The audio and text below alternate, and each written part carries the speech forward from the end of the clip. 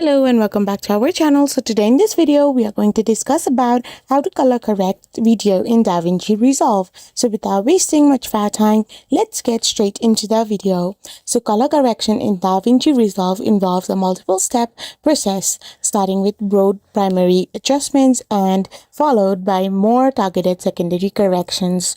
So, the software uses a powerful node-based system which allows you to make corrections without affecting your original footage. So, for the complete color correction workflow, you need to switch through the color page. Once you switch to the color page, you need to use scopes for objective analysis.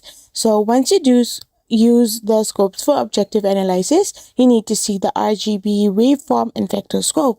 You need to adjust exposure and contrast with the primary wheel and correct white balance.